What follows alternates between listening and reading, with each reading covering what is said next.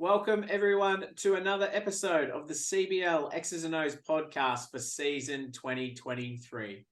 I've got Beck McIntyre from the Horsham Hornets joining me again today, and we're going to review what was round 7 in the Southwest Conference. Beck, and you're a bit chirpy before round 7, having a bit of fun with Coach Hayden from Portland, and unfortunately Yes, they got the better of the men.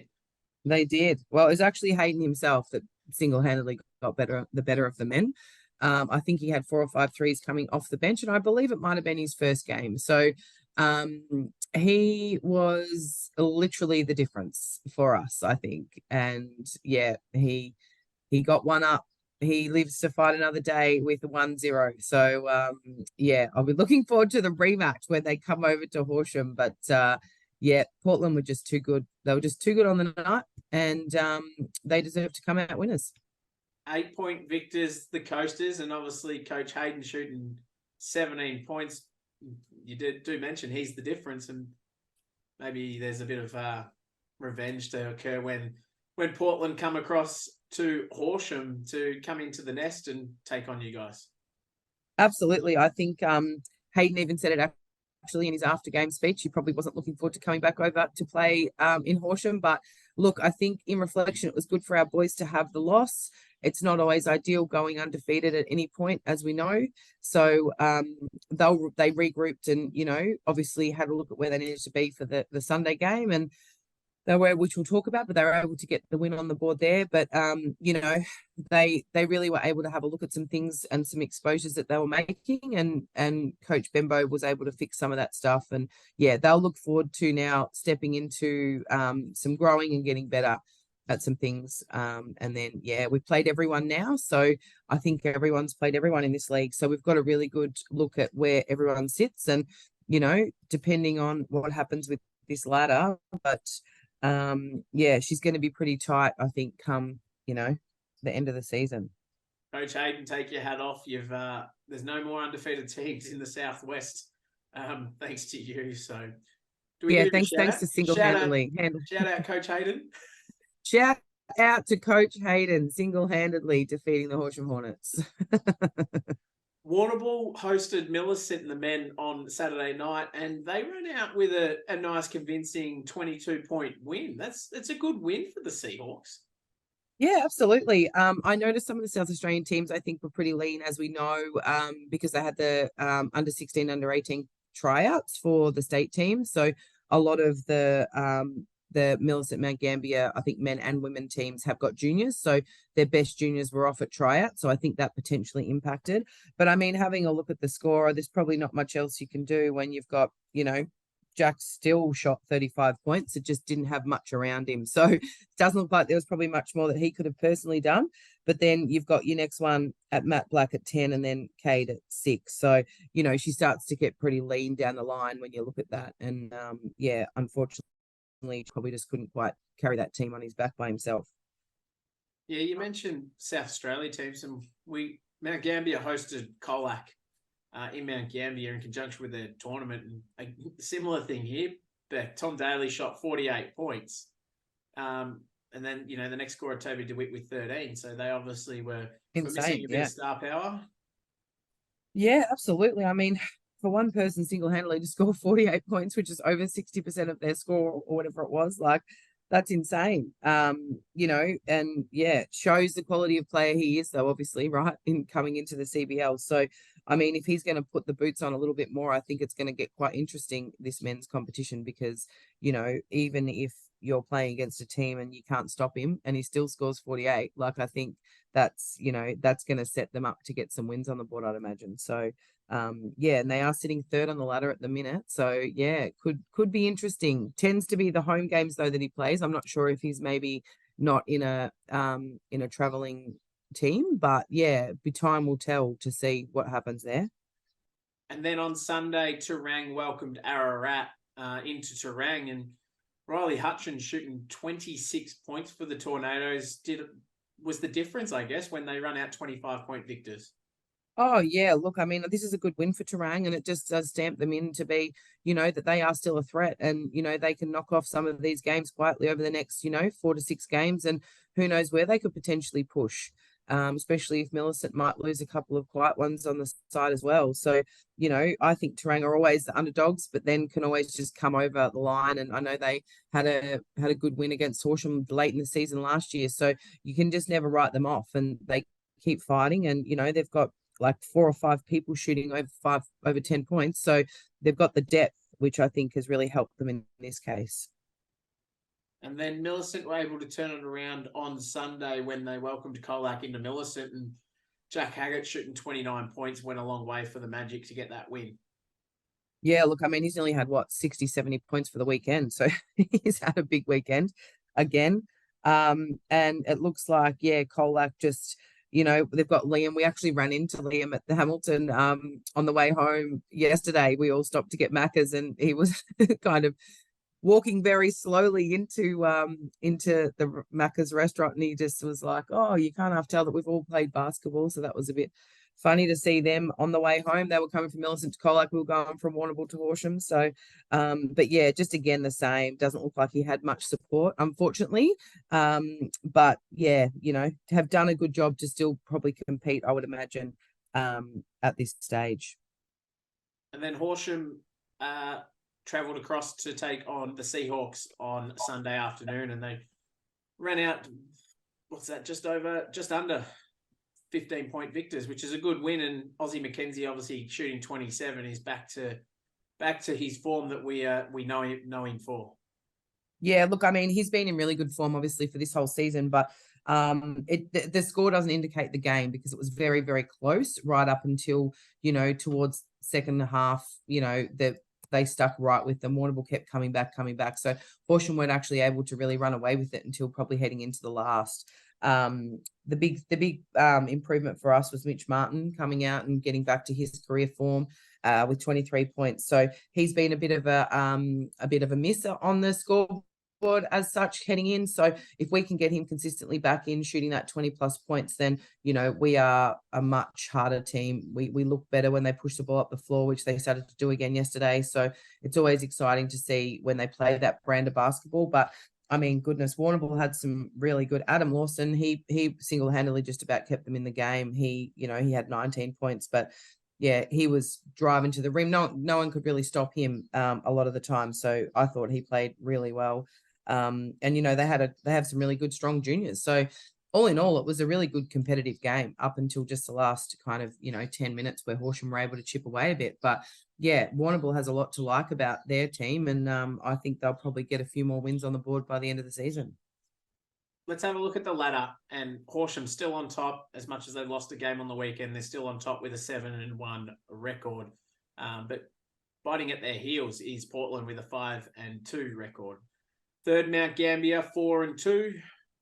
Fourth is Millicent, 7-4. So Millicent have played a whopping 11 games so far this season, so they don't have many more to go for the remainder of the season. But that's our top four currently.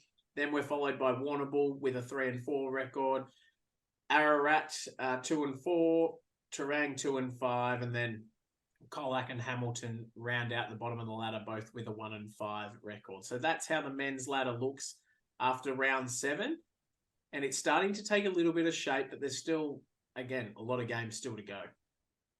Yeah, look, I think there's a lot on the line for these top four, especially home semi-finals make a big difference. So, I think that they'll be all looking, especially Mount Gambier, Horsham now, if they drop one more game, they're going to be all sitting on 2-game losses. So it's going to come down to that head-to-head, which we talk about, which can definitely shape the final series. So, I think it'll get exciting. And if we can have a couple of upsets over the next few weeks, especially before we head into that little bit of a break for January, I think anything can really happen. Now let's switch across to the women, and your team, Horsham, travelled into Portland on Saturday night. You mentioned in the preview that you were going to be a few players short, and it looks like that's maybe the way it fell when you go down 28 points.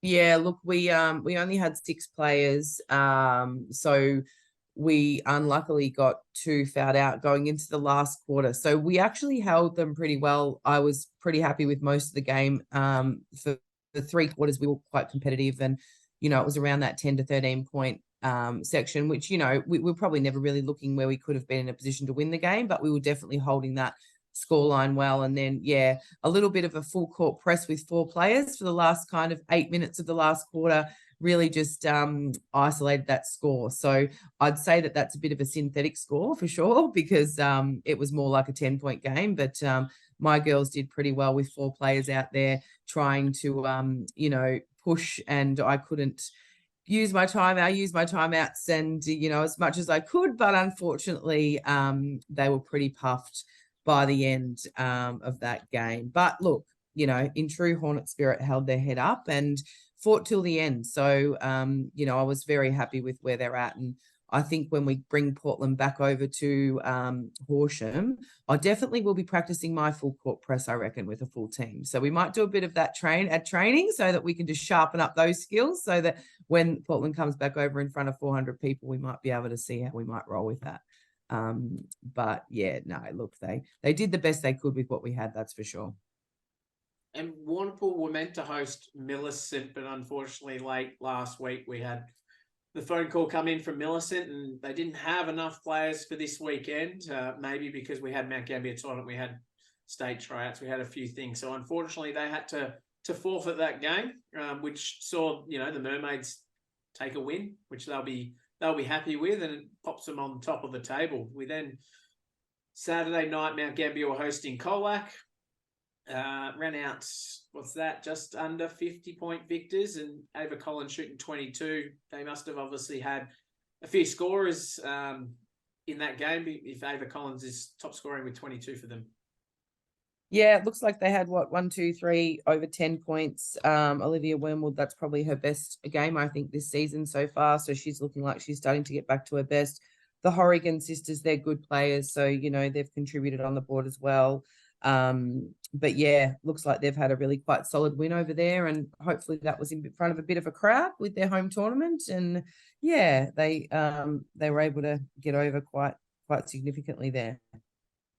And then on Sunday, the Colac Cookers travelled into Millicent and they were able to get their first win for the season. So it's been another shocking weekend for Millicent, dropping another 2 games in the last, I think they've dropped 4 now in the last 2 or 3 rounds, which is, you know, disappointing. They started like a house on fire, Millicent, but Harmony Parker shooting 22 points for the Cookers. It's a name that we're probably going to have to start keeping an eye out for.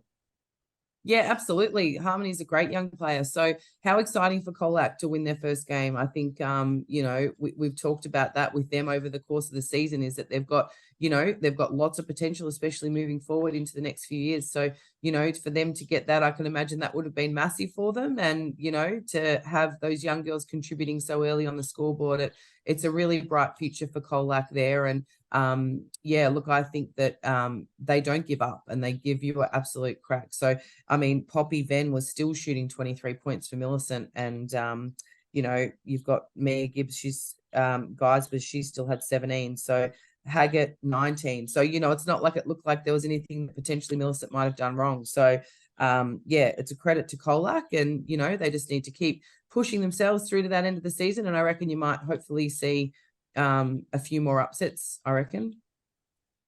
And then your team, Horsham, travelled into Warrnambool to take on the Mermaids, and unfortunately you went down by about 7 points. Peyton Noonan shooting 7, and Peyton Noonan and Matilda Sewell shooting 17 for the Mermaids obviously caused you guys a little bit of trouble. Yeah, look, I mean, we didn't necessarily do anything wrong. It was a really good game, actually. It was very heavily contested. It was close for most of it. Warrnambool played really good basketball, their brand of basketball that they always play. Yeah, we had a little bit of trouble defending the 3-point line, as you can see, especially with Peyton. She shot 5, so she had an exceptional game. And yeah, we just we got in foul trouble again, which probably, you know, indicated a couple of our better players sat for most of the second half. So that impacts our team a lot. But look, my girls kept fighting, and they had a real crack. So coming off the majority of my girls playing 40 minutes the night before, I was pretty impressed. One of my girls had like the biggest red raw blisters on her feet. Like, it was like she had burnt her feet and had to like face that to come back on Sunday. And there's not many people I would think would have been able to go back out and play like she did after the way her feet were. So, I mean, they did everything I could ask of them and more probably. So I'm really happy with that. I think after playing everyone now, I think Warrnambool, if they shoot like that, they're going to be one of the top teams for sure. So the fact that you can be competitive, I think, is at the end of the day exciting, and we'll just see what happens. I think some of these games now we're looking forward to having one more away game, and then we've got 4 at home. So we know that definitely gives us an extra lift with the crowd that we get, and so we're hoping to be able to turn around some of the result over the next. And then look, it'll get interesting. I think head-to-heads will come into it. There'll be lots of strategic stuff going around. So it's really just watch this space, I think. Now let's have a look at the ladder, and Warrnambool, after having 2 wins on the weekend, jumped to top position with a 3-1 record, having played 4 games. Portland sit in second, playing 50% of their games so far this season with a 3-2 record. Millicent have played a whopping 8 games, and that we'll see them pretty much take their last 2 games in the new year, so they'll have a bit of an extended break. Now they're currently on a 4-3 record with that forfeit. Mount Gambier sitting in the 4 at the moment with a 2-2 record, and then Horsham, guys, gone from top of the ladder down to 5th after this weekend. Slippery slope. Slippery slope, as they say. But look, I think record. Yeah, we have. And we're definitely in a position where we can't lose too many more, that's for sure. So, I think turning around some of those games coming home for us. But, Warrnambool have only played 4, Mount Gambier have only played 4. So there's a lot to tell in that story still. As you said, Millicent have only got 2 to go, but, the rest of us have all played pretty much half of our games. So, when you're looking at 3-2 records, 2-3, 3-2, like that stuff can just be completely turned around in that second half. So I think it's going to be, depending on availability, depending on injury, depending on all of those things, it's definitely going to make a difference. So exciting times, I think, to see where this ends up. That's it. That's our round 7 review in the Southwest Conference. And we'll jump on a call later this week, Beck, when we preview what will be round 8 in the Southwest. So stay tuned.